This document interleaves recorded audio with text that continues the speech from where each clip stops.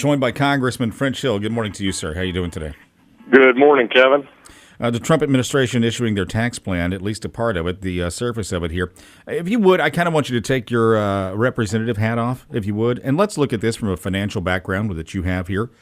We don't have all the specifics yet, but from what you've seen of this, what are the positives, what are the negatives, and what changes need to be made?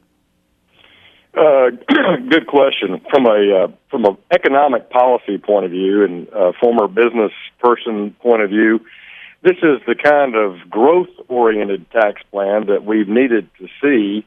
President Trump talked about it in the campaign. House Republicans talked about similar proposals during our campaigns last fall. So what I like about it is it's pro-growth, and I think it will create more jobs. I think it will unleash capital formation, which we need because we've had this very slow 92-month recovery that's just under half the normal growth rate of the United States, which is closer to 3.5%, and we've been growing at between 1.5% and 2%. Is that 3.5%? Or I guess the standard has been that. Is 1 or 2% the new norm now? I really think we should reject that premise because there's nothing in economics that tells you that that's an inevitability whatsoever. We've had periods of extraordinarily slow growth and high recessions, and we've bounced back and returned to faster growth rates. We've done that our whole 200-plus year history. So I don't think it's inevitable, and I think getting regulatory policy right that you and I have talked about before and tax policy right will help do that. Congressman French Hill, senators meeting at the White House yesterday. They got a briefing on North Korea. Any word on what happened during that meeting? Was anything said? Well, we met with the House of Representatives also met at the late yesterday afternoon with the Vice President, with the Joint Chiefs of Staff, with Secretary Tillerson and Secretary Mattis on the same subject.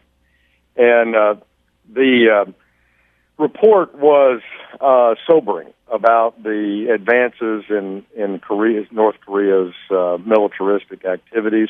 You know, we're on our fourth presidency in negotiating with North Korea about eliminating its weapons system. We had President Clinton, President Bush, President Obama, and now President Trump. And I was pleased to see President Trump say that the period of patience is over. I was pleased that he made progress with the government of China to help pressure North Korea. And so I think we all were with one voice that we need North Korea to stop its military intercontinental ballistic missile and nuclear programs. Are we taking the right approach here? I think we are. First and foremost, Secretary Tillerson briefed on the diplomatic efforts being made by the United States with all of our allies, not only in the North Pacific, but around the world with China, and our economic sanctions regime that's been ramped up, including with help from China. And then we've positioned our military assets in the North Pacific, in the Japan, South Korea area, to signal that we're serious about them taking steps to reduce their militaristic profile.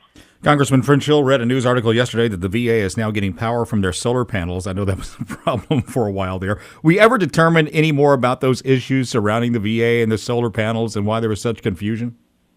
Well, there was local mismanagement in the construction management arena, local mismanagement in discussions with the power provider in Central Arkansas, Entergy, about how to properly hook up the solar panels.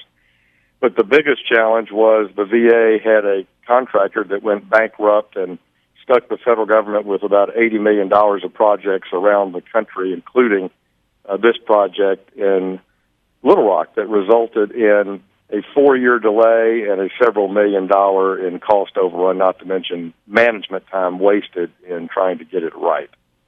Congressman, you're going to be at an event on Saturday. What's going on here? Well, this is the third anniversary of the horrific tornadoes that we faced in Mayflower and Bologna.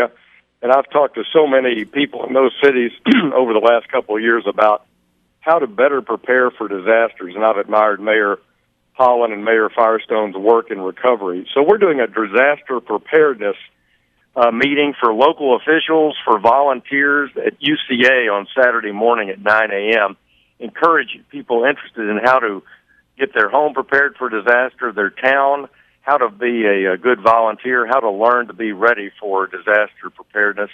We always face, as we did yesterday, bad storms in the springtime. It's a good time to remind everybody of those steps. Congressman Frenchill, thank you for your time this morning. Appreciate Thank that. you, Kevin.